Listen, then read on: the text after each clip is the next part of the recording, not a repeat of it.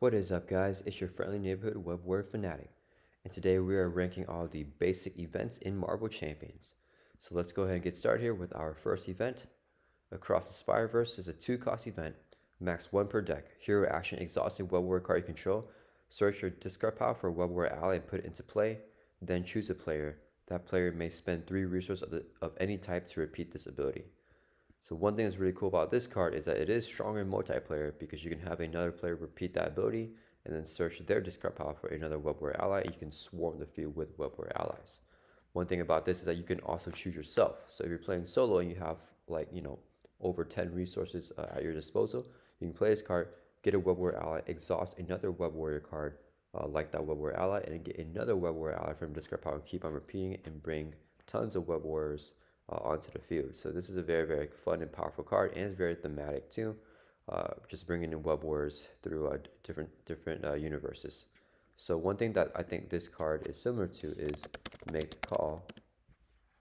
So we look at Make the Call, which is one of the original leadership events from the core set.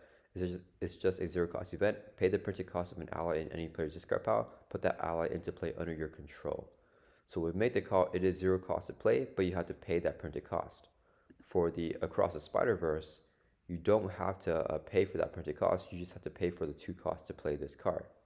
But then the downside is that you have to exhaust a web warrior card. Well, if you use it just for one ally, it's not that bad because you can exhaust the Web of Life and Destiny.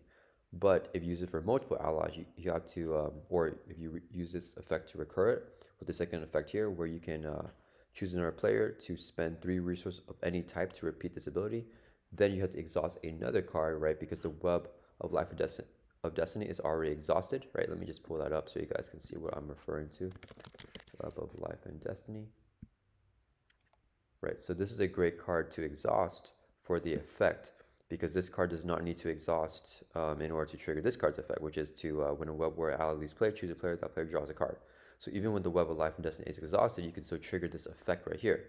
But for any other web warrior card, if you exhaust it, you usually can't use the effect anymore, right? Like if it's an ally or a web warrior identity. So that is a downside to using the effect multiple times, but for the first effect, I mean, it is arguably just as powerful as Make the Call, but for web warriors. And if you're running a web warrior deck, which we are evaluating this card as if we are running a web warrior deck, that means you can target most of the allies in your deck because they're all web warriors. So this card easily goes in S tier. Just so powerful. You can get a 4-cost, like very expensive web warrior, only paying for 2 because of Across the Spider-Verse. You can recur powerful web warriors like, let me pull up Peter Parker, the basic web warrior ally right here, where the requirement to play him is an energy, mental, and physical resource, which is a little bit hard to do. But with Across the Spider-Verse, when you play him from your discard pile, you can ignore that requirement and just pay the 2 costs for this card, and you can recur or bring a Peter Parker Spider from your discard pile and put him straight into play, and then you can use his effects right away whenever he activates, right? So very, very powerful card, definitely an S tier level card. I think if you're playing a deck with a bunch of web warriors, this is an auto include. This is a no-brainer. It's super duper powerful. Next, we have Assess the Situation, a 0-cost event. You get +1 hand size until the end of the phase. So this card goes solidly in the B tier for me, right? I think if you really plan around it and you're playing cards where your hand size is affected by it, right? So for example, if you're playing a card like, if you're playing in the pool aspect and you use a card like Mulligan, where you can discard your hand and draw a new hand, drawing up to your hand size, then Assess the Situation is powered up because you get that +1 hand size and you're immediately drawing back up. And at the end of the phase, you still draw back up to that hand size as well. So you're getting 2 cards out of it instead of just 1. So a situation like that, it could definitely be an A tier level card, like in terms of like being a lot better. But most of the time, I mean, it's a great filler type of card, right? If you have extra slots in your deck, this card is more than welcome to fill in. It's never going to hurt because it's just a 0-cost event that you can use as a resource if you need to. And if you have that extra resource, you can just play it to have an extra card for next turn, which usually helps out a lot for smaller hand size heroes like Hulk or something like that. Okay, next we have Athletic Conditioning. This is a 1-cost event. Hero action: discard 1 stun or confused status from your hero. So this card I'm not the biggest fan of. I'm gonna put this, I don't think it's absolutely terrible, right? I'm gonna put it in the C tier. Could be D tier, but I'm gonna put it in C tier, and it'll probably be last in here because there are situations where it can be useful, right? At the same time, okay, so athletic conditioning is a one cost event. Hero action, discard one stun or confused status card from your hero. So you can only use it in hero form because it's a hero action. You can't use it in alter ego. It's an event, so you need to draw this event or hold it in your hand whenever you get stunned and confused. So it's a little bit hard to have that conditioning there because if you're stunned and confused and you don't have this card, it's useless. If you draw this card and you're not stunned and confused, it's also useless. So I'm really tempted to put this in the D tier because a card that I like a lot more. Let me actually look for it right now. It's another basic, but this card has a more of a condition. So Limitless Supply right here is also a one cost event. Here, actually ready up your hero, right?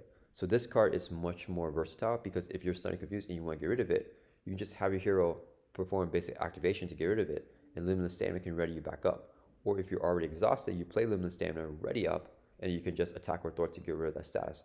But if you're not stunned and confused, Limitless Stamina is still great because it gives you a second activation, right? So ready is so much more powerful than just discarding the card. But I mean, of course, I think you guys know that already. But for the Limitless Stamina, you can only play this card if your identity has at least 14 printed hit points. So it is a little bit of a limiting factor, right? Most heroes cannot play this, versus for athletic conditioning, anyone can play it, but the effect's not as good. So I'm just gonna put in C tier because I guess if you draw this card while you are stunned and confused, it's useful to get rid of it for just one cost. But I would prefer this a lot more if it was a zero cost card, because I'm really comparing to a card like a Night Nurse, which is a protection card. But if we look at Night Nurse here, she comes in with 3 med counters. As an action, you can exhaust her and then heal 1 damage from hero and then discard 1 status from it, right? And this is a 1 cost support, so she does that 3 times she stays in play. But at the same time, it makes sense that this is more powerful because it is a protection card, so you get that 1 cost support, but there's just a 1 cost event, so it goes away immediately. I'm really tempted to put it in D tier, but I'm gonna leave it last in C tier for now. And then let's go ahead and rank Limitless Stamina, right? A 1 cost ready, right? Assuming that you're playing this card whenever your hero has 14 printed hit points, this is an easy A tier card, right? Obviously, if you don't have 14 printed hit points, you can't use this card. And printed means it has to be printed on your hero. So you can't just use this card if you manufacture hit points by playing like an Endurance, right? So let's pull up Endurance. Right, so you play Endurance where you get plus 3 hit points. That will not count as that 14. It must be the printed hit points on your hero's actual card. But very, very powerful fight for just 1 cost to get that ready. So cheap. Next we have Beat 'em Up. It's a 2 cost event. Hero action, deal 1 damage to the villain each minion engaged with you. So this card is, I think it's only good against Ultron. I'm going to put it above the athletic conditioning because I don't think this card is very good at all. But Beat 'em Up, I mean, it's hard to say. I'm going to put it in the C tier because it is a situation card. Because if you're playing Ultron and you get a bunch of Ultron drone minions, I mean, Beat 'em Up can defeat like drone, like 5 to 10, like just an infinite amount of drone minions because each minion engaged with you and you're hitting them all for 1. So it could be invaluable in very, very specific situations, but I don't think it's that good of a card because a 2 for 1 damage is not that good. And then, I mean, being able to clear off some minions is nice, but if you just hit all the minions for 1 and you don't clear any of them, it's not going to be that useful in that situation either. So situational, it goes in C tier, better than athletic conditioning. Next we have, okay, so for these team up cards, they're going to be a little bit hard for me to rate. I'm going to go ahead and rank them as if you're playing kind of in multiplayer and you have access to both these heroes on the field, right? And obviously, if you're playing with a Gambit hero and you have the Rogue ally as his identity-specific ally, this card is only good if you can get Rogue out, right? So since it's going to be a little bit hard for me to rank, I'll just rank this card for its effect only, not really considering the difficulty of having that out, right? Because if you're playing multiplayer and you both have Gambit and Rogue out at all times, it's a very, very powerful card. And if you don't have it, right, it's only when you have the Rogue ally out, right, then it's not going to be as good. So I'm just going to evaluate these cards a little bit differently, which might be a little bit unfair, but I'm just going to evaluate their power itself. So 2 cost event, hero action, attack, and thwart. Deal 4 damage to enemy, remove 4 from a scheme. Yeah, very, very powerful. I mean, you don't need to be ready, don't need to be exhausted, or you can be exhausted and still use this effect. I think that this is a solid A tier level effect here. Do 4 damage to enemy, remove 4 from a scheme. I mean, you are Yeah, I mean, it's 2 for, yeah, I mean, 2 is a really cheap cost, and this is a very versatile effect. You can take it off of side schemes. You can do this off of hit 4 damage on minions, right? Just a very, very strong, efficient event here. Yeah, very good. Next, we have Cosmic Alliance, 3 cost event. The players can pay for this card's cost as a group. Hero action, choose an Avenger character and a Guardian character, ready each of those characters. Um, so I think, yeah, for all my Alliance type cards, I'm putting him here in the B tier. I think for solo, it's a little bit harder to justify, right? Assume that you're playing with an Avengers hero, you'll need like an ally, right? And then ready for an ally is not as valuable as a ready for a hero most of the time. So you're just not going to have as many options. But in multiplayer, assume that you have an Avengers character and a Guardians character in the group. I mean, 3 costs where anyone can pay for it to get that ready for both characters, I think is very, very valuable. So for multiplayer, A tier, solo, maybe C tier or D tier. So I'm just putting it here in the B tier to average it out. Next, we have a 1 cost event, Daughters of Thanos. So this is another team up card with Gamora and Nebula. Hero action, draw 3 cards. I mean, paying 1 cost to draw 3. I mean, is this an S tier level type of card?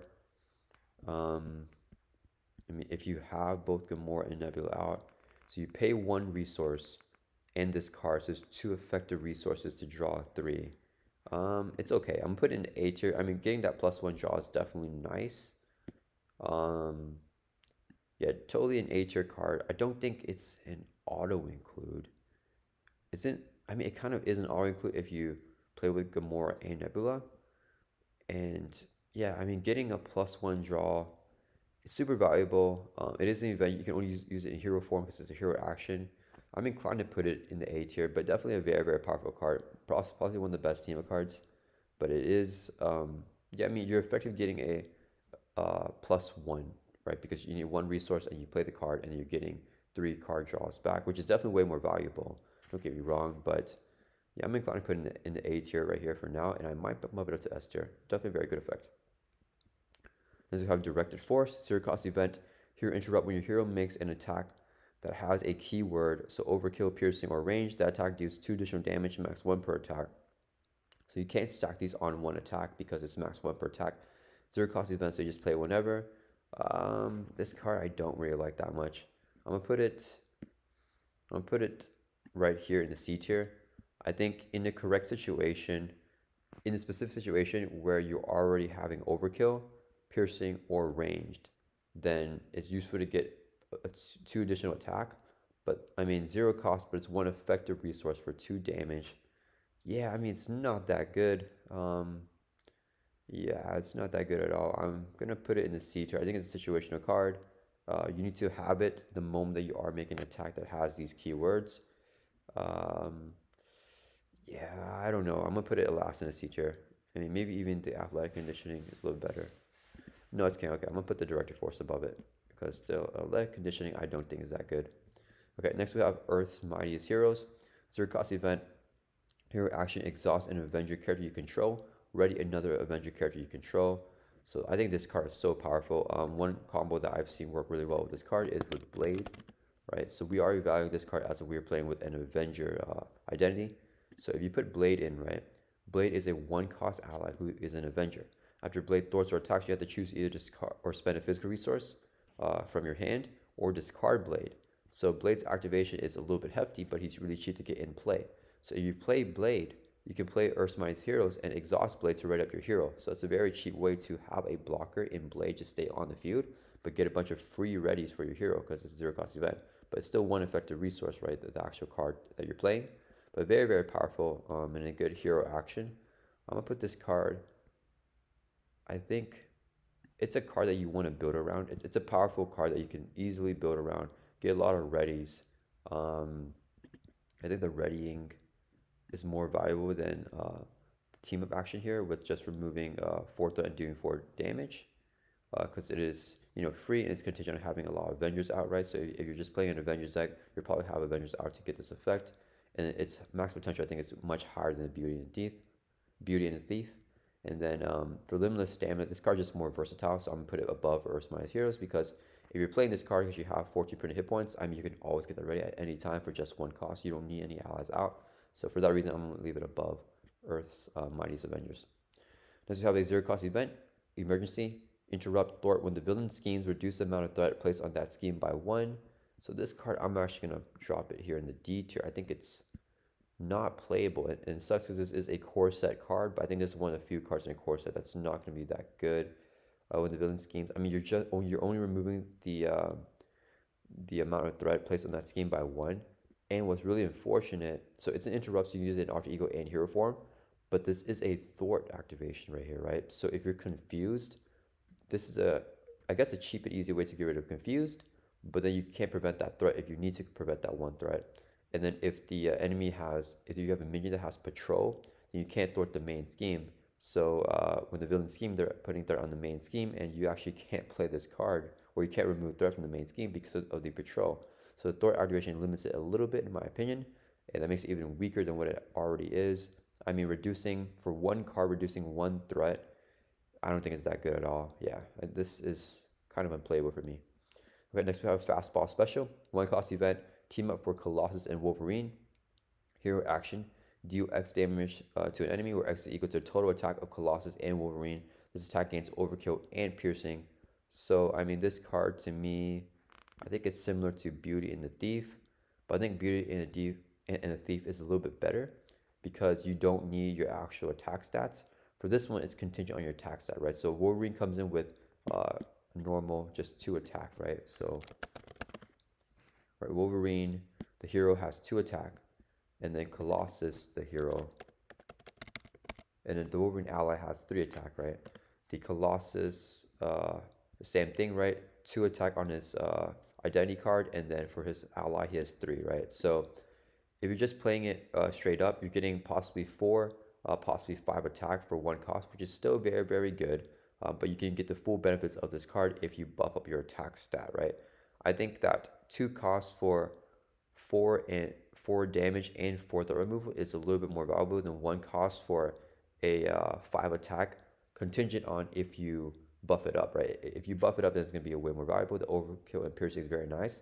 I think that they're very, very similar, right? I think they can be argued back and forth, but I personally value the not needing to set up for the Beauty and the Thief for the damage and the threat removal. Next we have First Aid, a 1 cost event, heal 2 damage from any character. So where First Aid is so versatile is because it can heal your identity and it can heal an ally. So if you heal an ally, they can activate more times for more consequential damage. This is great for Voltron allies as well. I think this is an easy B tier level card. I think that if you have empty rush spot in your deck, First Aid is definitely welcome. It's always going to be useful to get that extra healing, and only 1 cost is pretty cheap. It's just not that big of an effect, right? It's not like the most powerful card in the world, but it's always going to be a little bit useful. So definitely a solid card that you can put in any deck. Next we have Flora and Fauna. So this is another 1 cost team up card for Groot and Rocket Raccoon. Hero action, place 2 growth counters on Groot up to a max of 10 and ready him, or place 2 charge counters on a Rocket Raccoon upgrade and ready that upgrade. So very versatile effect that helps Groot and Rocket. I don't know if Groot, so at least the way I play Groot, I don't think he needs that ready as much. He already has a 0 cost event that gives him 2 growth counters, and that one is an action, right? So let me just pull that up. So if you're playing Groot, playing this card, Fruition. Groot has a 0 cost event. It's an action, so not even a hero action. You use it in alter ego or hero form. Just place 2 growth counters on him. For this one, you get a ready and you get the 2 growth counters, but I think the ready is not that great on Groot because he's not going to be doing too much with his basic activation, in my opinion. Even though he does have like the Lashing Vines and all those cards, I don't think they're that valuable for Groot. And you get the ready for 1 cost, and then place 2 charge counters on a Rocket Raccoon upgrade. I mean, that is good as well, but for Rocket, here he has so many ways to manipulate that with his battery pack. Right, so this is a Rocket Raccoon upgrade that comes in with 2 charge counters, and you can exhaust this to move a charge counter from this card to another tech upgrade and give it a counter. So, I mean, not bad. It's definitely useful, but I'm going to put this, if you're playing Groot and Rocket, I think this is a B tier level card. I don't think it's as good as these cards up here because the effects are a little bit more, how do you say, like they're unique effects, but they might not outright do anything right away. It's kind of like situational type of effects, but still a good card that helps both of their characters do what they want to do. So I'll put it first in the B tier. Definitely a solid team up card. Next we have Frenemies. One cost event is a team up for Cable and Deadpool. Hero action, deal 1 damage to Cable and Deadpool. Remove 3 threat from a scheme and 3 threat from a different scheme. So it's 1 cost for effectively 6 threat removal amongst total 2 schemes, right? If you want, or you just do 1 scheme and just concentrate 6 threat off of that scheme. So 1 for 6 is really, really good, but you have to deal 1 damage to each Cable and Deadpool. It's not that bad because they're both tankier characters. If it's their allies, it's not going to be as good, right? Because if you're playing with the ally, right? Because the ally is going to take less consequential damage, or is going to be able to activate less. So I think this is definitely worse than Flora and Fauna. 1 cost for 6 threat is good. You got to take damage. I mean, it's still a good card. It's still a good card. You just have to take the damage, which isn't that bad of an effect. It is a Thor activation, so Patrol will block this. But yeah, I mean, it's a solid. It's still a very efficient card. I think. If you didn't have to take the damage, I mean, it's top tier. I just 1 damage to each Cable and Deadpool. It's hard to say because compared to the fastball special, I do like the fastball special more, even if it might be less attack, even though thwarting is more valuable than attacking, because this just has positive effects, right? It's overkill and piercing and does more the more attack you have. This one I don't think it's as good because of the 1 damage and it's capped at 6 thwart removal. So I'm gonna put this in a B tier behind Flora and Fauna. Next we have Game Time, a 0 cost event. Hero action, choose an ally with a training upgrade attached. Ready that ally and heal 1 damage from it. So this is an invaluable type of ready, right? It's similar to Get Ready, right? So the super basic leadership event from the core box. 0 cost event, ready up an ally. So the Game Time, you have to use it in hero form because it is a hero action. But when you can ready up an ally and heal 1 damage from it, you're negating that consequential damage that it takes. So that ready is much more valuable because it's literally a free ready. So this type of ready for an ally is essential to a ready for your identity, right? Because your ally, hopefully they only take 1 consequential damage, you can pick an ally that only takes 1 consequential damage for this effect. So it's actually getting a free activation off. But it's contingent on you having an ally that has a training upgrade attached, right? So that does take a little bit more setup. So if it didn't have that training upgrade attached, I think it's an S tier card. But right here, it's probably going to be A tier or high B tier. And I think it's a very powerful card. You could definitely build around. But I mean, all the setup that requires for, I'm going to put it first in a B tier. I think it requires a lot of setup. But if you have this potential, like have the allies with the training upgrades out, Game Time is kind of an all-include if you're playing a deck that has allies and has training upgrades, and with stuff like Danger Room, right, where your Danger Room makes this card a lot better as well, right? Because if you have Danger Room, after an X-Men ally enters play, you can exhaust this card to search your deck and discard power for that training upgrade and attach it right away without paying for the cost of the training upgrade, right? But this card you can only use it in your Alter Ego because it's Alter Ego response, and this card is only for your hero form because it's a hero action. But yeah, very solid card overall. I think it's just a little bit more conditional, and you need a lot of setup for it. Okay, next we have Go for Champions, a 3 cost event. Max 1 per deck. Play only if your identity has a champion trait. Hero action, each champion character in play cannot take damage until the end of the round. So this card got errated, and I think it currently says after you play this card, it gets removed from the game, right?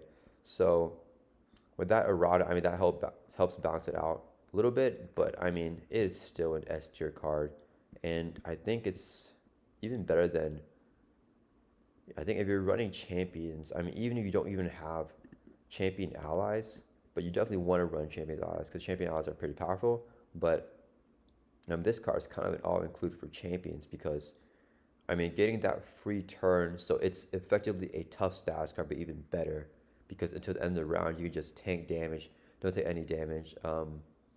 So it's effectively 3 costs for tough. I mean, 3 costs for better than a tough, so if the enemy activates on you multiple times, you don't take any of that damage. So I think that's a very, very powerful effect for sure. Yeah, I'm gonna put this card in the S tier. I mean, there's a reason that it got eroded. I mean, you can kind of cheat the game with this in multiplayer. It's even way much better in multiplayer, right? Because all of your group, hopefully you guys are all champions. No one can take damage for the whole round. You guys can take turns playing it, right? Because even though it gets removed from the game, whenever you play it, your the other members in your group can also have copies of this and play this as well. So very powerful card.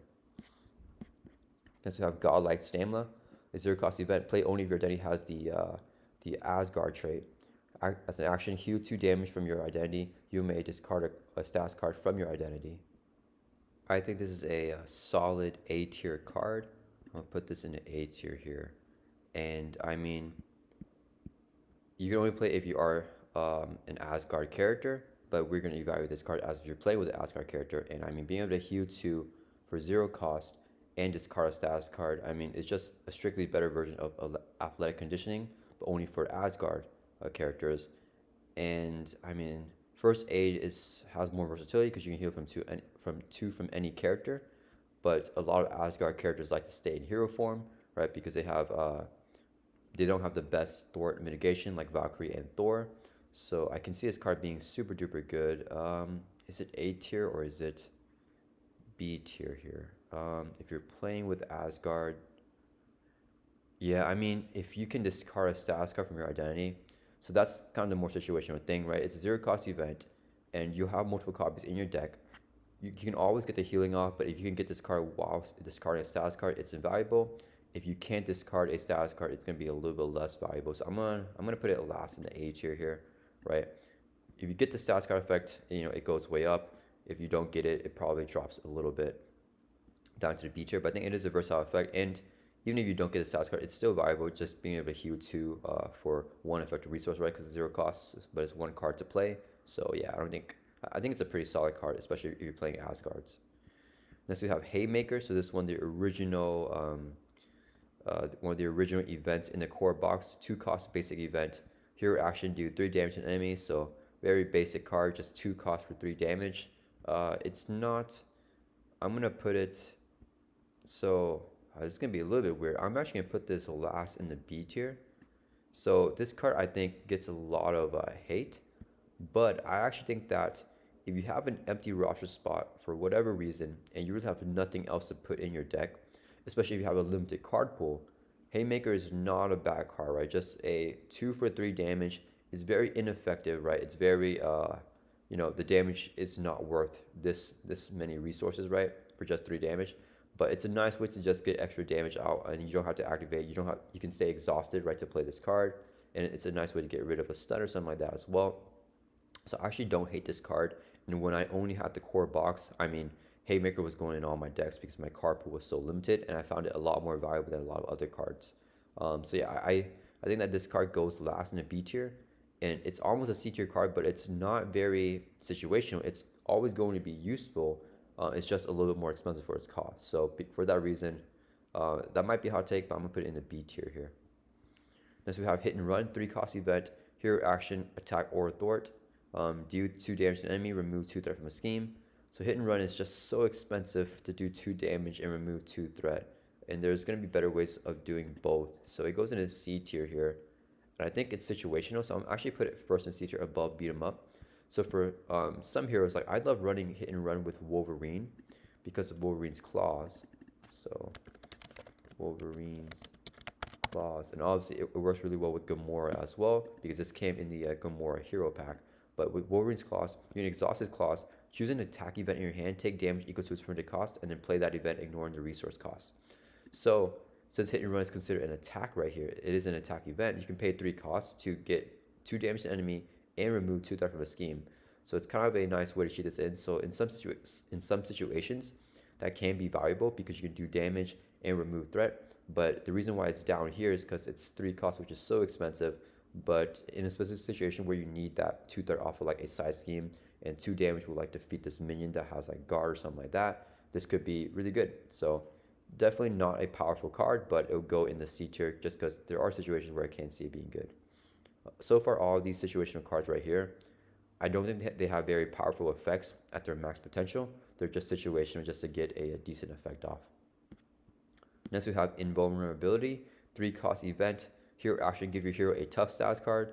So this is strictly a worser version of the Go for Champions, right? Because Go for Champions is also 3 cost, and you can just not take damage. But obviously the Go for Champions, you do have to be champion traded. Invulnerability, this card, man, it's so expensive. The tough is nice, but it's just so pricey. If you have an empty rush spot, I'm still not putting it in. I think it goes behind beat 'em up for me. I mean, obviously the tough status card is nice to have, but you're basically playing your whole hand just to get this card down, especially early game. And I don't think that's going to be worth a tough status card. Definitely not bad. In the correct situation, I could definitely see this card being good or much better. The tough is always going to be powerful. So yeah, definitely good effect, just very, very expensive. So I'm putting in C tier here. Next we have Meditation. It's a zero cost event. Alter Ego action, exhaust your Alter Ego, play a card from hand, reducing its resource cost by 3. So I love Meditation. This easily goes in A tier for me. And I'm going to put it right here. So this is definitely a card that you can easily build around, right? It's effectively a triple resource type of card, but only in Alter Ego, and you have to get exhausted. So not as good as a triple resource card.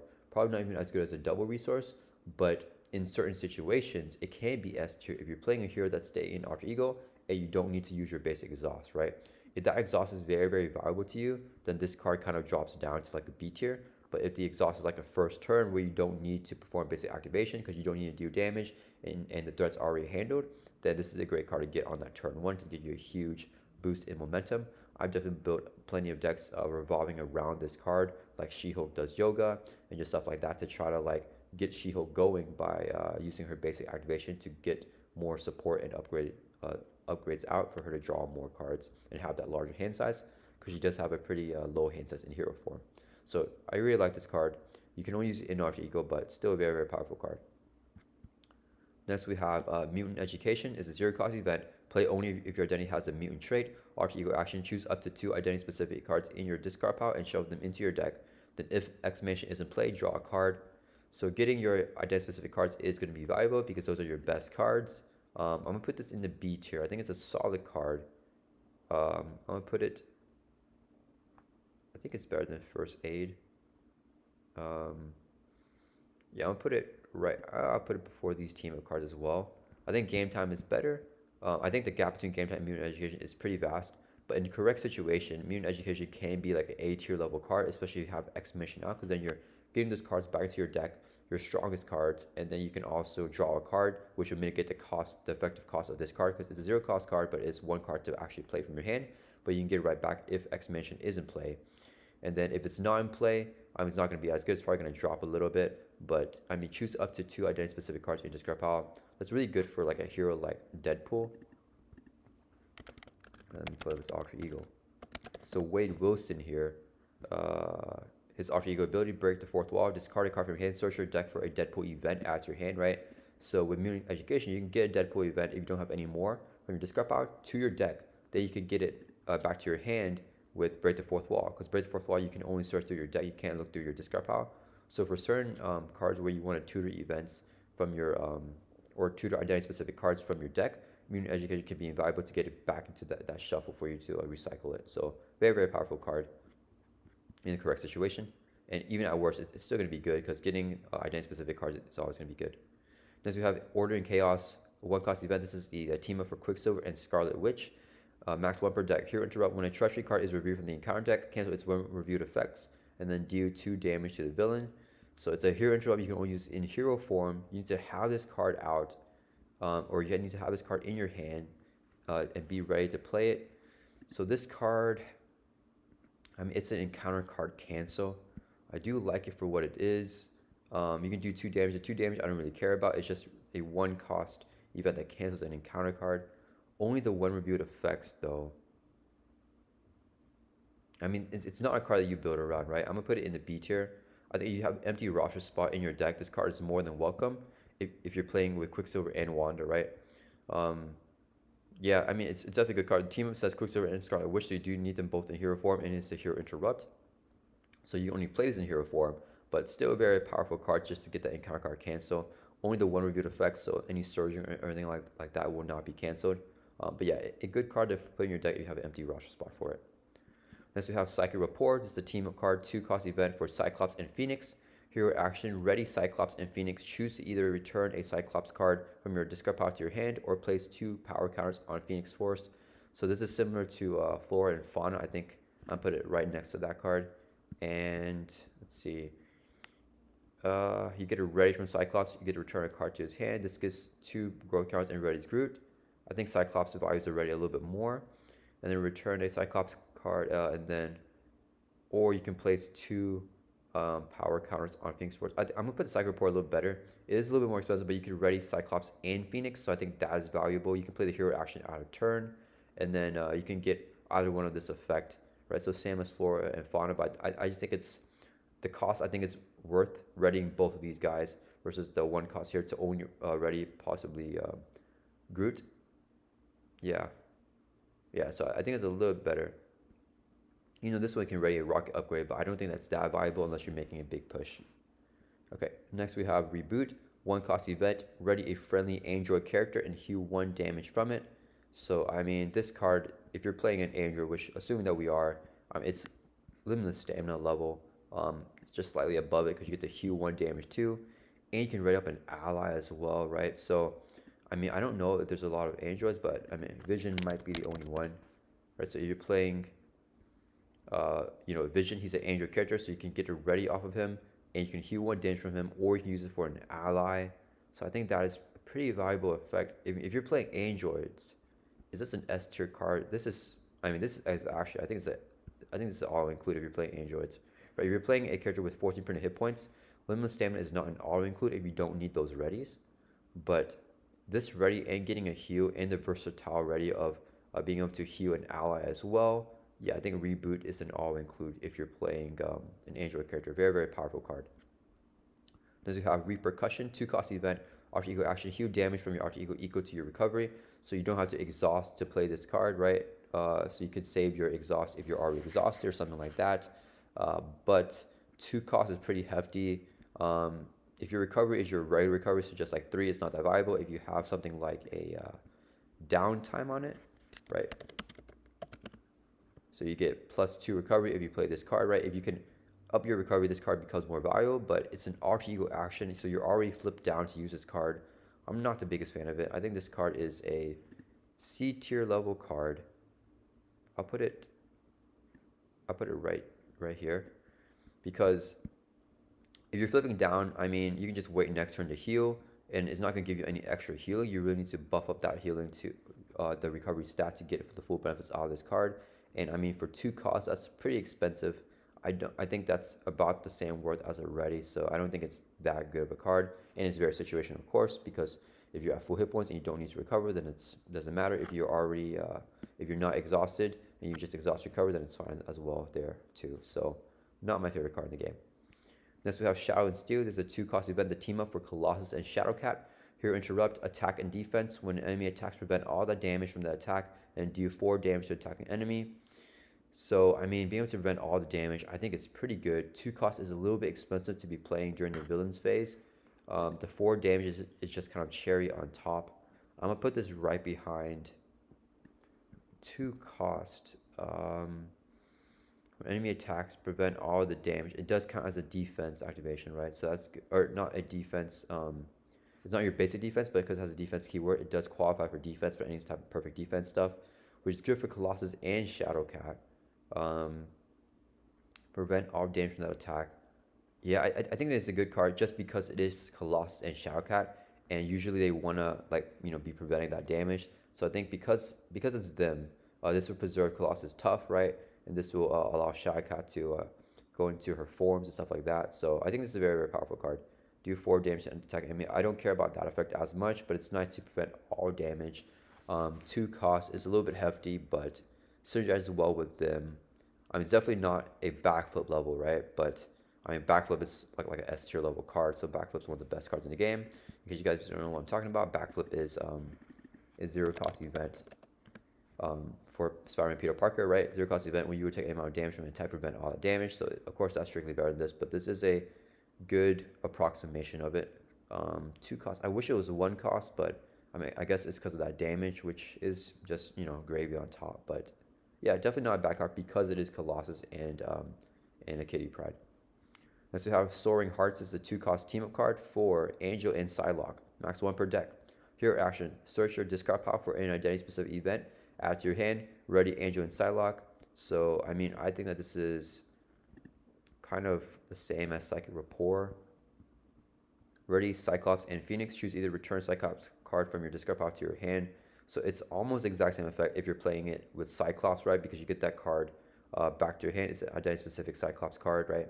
And this one you're getting that. So very, very similar. For Phoenix, you can place 2 power counters instead of returning her cards to her hand. I'm going to put Soaring Hearts above it because I think it's a little bit more versatile because both heroes can get the card back to your hand and they both get the ready here. So the ready is the same, but it's just the more versatile effect of getting a card back to your hand. But yeah, they're almost the exact same card, but I think Soaring Hearts is a little bit better. Next we have Soul Sisters, 1-cost event in our team up here. Phoenix and Storm. Hero action ready, Phoenix and Storm. Heal 2 damage from each of them. Oh man, this is very close to these guys as well. And it's crazy because Phoenix has 2 team-up cards, one with Cyclops, one with Storm. They're ready for both characters for 1 cost. And then you don't get to get a card back to your hand. I mean, I think these are better because if you get a card back to your hand, it's kind of replacing the cost that you're paying for this card, right? And then the ready for 1 and heal 2. Yeah, I mean, I'm gonna put it behind these cards. I think they're all very, very similar, getting the ready for both of the characters. Healing 2 is nice, but I think getting a card to your hand is more valuable. And then I think for Phoenix, the 2 power counters, it can be more valuable or it can be less depending on the situation whenever you're playing this card, right? So yeah, definitely. I mean, they can be argued back and forth. I think they're all very, very close to each other. Next we have Spiritual Meditation, 0-cost event. Play only if your identity has a mystic trait. Action, draw 2 cards. Choose and discard 1 card from hand. So very, very powerful card for Mystics. I don't think it's S tier, but I think it's definitely A tier and very, very high up there. Let's see, draw 2 cards, discard 1 from hand. I think Daughter of Thanos is a little bit better, even though you have to pay 1 cost up front because you're getting a +1 to your draw, right? You're using 1 effective resource, the actual card, and then you get 3 back. For Spiritual Meditation, you're playing the card, and then you get to draw 2, but then you have to discard 1. So you end up equaling out, but cycling through the deck that way is very, very powerful because you're getting all your strong cards more often. So I think it's definitely an A tier card, almost all included if you're playing Mystic, unless you have no room for it, right? If you have a full 40 card deck, there's no point using this to get through those 40 cards more, because if you already don't have room for this card, it means your 40 cards are already very good. But definitely a very, very powerful card, especially for Mystic characters. I mean, because you can only use it for Mystic characters, I mean. Next we have Swarm Tactics, 1-cost event. Team up for Ant-Man and Wasp. 1 per deck. Hero action, change to your other hero form, ready your hero. So, I mean, similar to these guys here, but you only get 1 ready. So I don't think it's as good as Soul Sisters or these other cards, but it's cool you can get a change form, so you can change form twice, which is very valuable for Ant-Man and Wasp. Actually, is this card, if you're playing Ant-Man and Wasp, is this card an auto include? Because being able to change the other form, I think is very, very good for these characters. You're getting a free flip in addition to getting a ready, but these cards here give both characters a ready. I mean, these can be argued to be all A tier level cards. I just think that, I mean, it's a little bit hard for me to say. I'm feeling this is an A tier level card right now, because I think being able to change to other forms in Ant-Man or Wasp, you get a lot of other effects to trigger, and you can still form flip again, right? So yeah, I think this is a very powerful effect. Even though you only get 1 ready, right? Ready on either Ant-Man or Wasp, whoever's playing it. I think it's a valuable card to be able to change forms as well. So it's effectively being able to flip and get it ready for 1 cost. Very good effect and versatile as well. Next we have the Posse. It's a 2-cost event, max 1 per deck. Play only if you control at least 3 characters with the Posse trait. So currently I think Dawn is the only identity that has a Posse trait, but she has allies, and there are more basic allies that have the Posse trait as well. Hero action, heal 1 damage from each Posse character and ready them. So this is very, very good for the allies to get raised on them, for them to activate again. But I don't think it's as good as the other team cards. I'm going to put this in the C tier. And specifically because there are no other identities that have the Posse trait. So you're going to be using this with allies. So it makes it a lot less hard, or a lot harder to use. You need to have at least 3 characters with the Posse trait to trigger it. So it is kind of a rougher condition because you have to play those specific Posse allies out. I'll put it behind Invulnerability. I think this is a very situation card, right? In the case that you do have the 3 characters with the Posse trait, this is like an A tier, S tier level effect. Very, very good effect. It's just a very tough condition. And yeah, just because we can't have, it has to be you having those 3 characters with the posture. So you need dominant, you need 2 of your allies out. So for those 3 characters at the same time. So you got to play all those allies. But the effect is very, very good. Getting the triple ready and healing 1 from allies. Super duper good effect. Just, I think it's a little bit too hard to get out. And you really have to build around it, I think. To the rescue, 2 cost event, hero action, thwart, remove 2 threat from a scheme. I mean, 2 cost event to remove 2 threat from a scheme is pretty bad. Hit and run is going to be a little bit better. Yeah, I'm going to put this next to emergency. I think it's even worse than emergency. I don't think you ever want to pay 2 costs. And it's crazy because this is similar to Haymaker, right? 2 costs for 3 damage. But I think that damage is a little bit easier to fill in because that damage can help you out with minions, it can help you get rid of a stun. And this card right here, I mean, this could help you get rid of Confuse, but I don't know. My general feeling about this card is just not as good. It is one less threat removal, but obviously it's similar because threat removal is a little more expensive than attacking. It's weird that I don't think this card is very good at all, but I like Haymaker a lot more because Haymaker can add extra damage. But if I have an empty roster spot in my deck and a limited card pool, I'm probably still not going to put this card in. I don't think that this 2 threat removal is going to be useful in situations where you have this card. And I don't really know how to explain it, but it's just kind of like if you have an empty roster spot in the deck, Haymaker can fill in to just do some extra damage because 3 is decent to like ping off some minions and stuff like that. But I don't think that using this extra threat removal is going to be as good. I'd rather have an ally do the threat removal than your hero. And for Haymaker, 3 damage is more than what an ally can do. I think that's where I'm calculating it because a lot of allies have 2 thwart, but very, very few allies have 3 attack. So Haymaker kind of does what an ally can't do versus to the rescue. I mean, there's many 2 cost allies that have 2 thwart in itself. So, I mean, I wouldn't even worry about this card at all. This card to me is probably the worst basic event in the game, but we still have a couple more to look at, but I don't think this card is very good. And it's weird because it's so similar to the Haymaker here, but yeah, that's just kind of how I have it. Let me know if you guys think I'm being kind of biased towards the Haymaker. Next we have 2 Against the World, 3 cost event. It's a team up between Iron Man and War Machine. Hero action, search your deck for a tech upgrade, put it into play, shuffle your deck, ready Iron Man and War Machine. So it's going to be useful for both of them to get that tech upgrade. It has to be in your deck though, so if it's discarded, then you don't get it. But 3 costs to get a tech upgrade. Hopefully you can get an expensive tech upgrade that's already 3 costs itself. Then you get pretty much a free ready, right? You ready both of them. 3 is a little bit expensive, but if you're playing with the Iron Man hero, I'm gonna put it behind here. I just have all the team cards lined up here. They're a little bit hard for me to rank, but I think the readying for both characters makes it pretty valuable. So I'm put it more in the because all these cards give you readies for both heroes. And then getting the tech upgrade, it depends how early the game is, right? If you get an expensive tech upgrade, like if you're getting Iron Man's arc or reactor, or his arc is only 2 costs, but if you get this card, it's invaluable to tour that out. So I guess it could be very good in situations like that as well. But if you're getting things like his rocket boots, right? If you're getting his rocket boots, this is just a 1 cost upgrade. The effect's not that good. So if you're getting this out with this, it's not as good. But if you get a more expensive card out, then it's better. Same for War Machine. Yeah, so definitely not a bad card. I'll just put it in the B tier. So if you have an empty roster spot and you're playing Iron Man War Machine, that can easily go in. Next we have Warning, a 0 cost event. Interrupt defense. When a hero would take any amount of damage, reduce that amount by 1. So this card,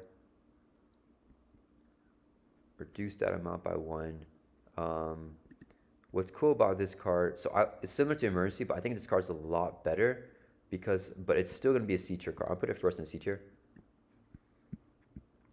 So it's very, very cool because it is a defense card, right? So it's a defense event hero, or it's interrupt defense. So it qualifies for any type of effect that you need to trigger off of defense type of stuff, right? So you are considered defending if you play this, I think, during an attack, right? When a hero would take any amount of damage, so this can be not during an attack as well, right? It could be for indirect damage. It can be for any type of damage where you can play this. You can play this on another hero. If you're in Alter Ego, you can play for someone else taking damage and just prevent it. So very, very versatile effect. And it's cheap being 0 cost, but the effect is just not that. It's a little bit underwhelming just because it's only reducing the amount by 1. So it's not the greatest effect in the world, but it's very versatile. But it goes in C tier for me because in certain situations it can be so good, right? Like if you're playing this with Ghost Spider, I love running this card with Ghost Spider. So Ghost Spider, after you resolve an interrupt or response ability on an event, ready Ghost Spider. So this is a really good way to get it ready if you don't have anything else, because it's 0 cost. It is an interrupt, so anytime you take damage and Ghost Spider is already exhausted, you just play this card, prevent 1 of the damage, and then you can get a free ready on Ghost Spider. Well, not a free ready because you have to pay this effective cost, so it is 1 card, but it's 0 cost to play. So in some situations, I think this card can be very, very good.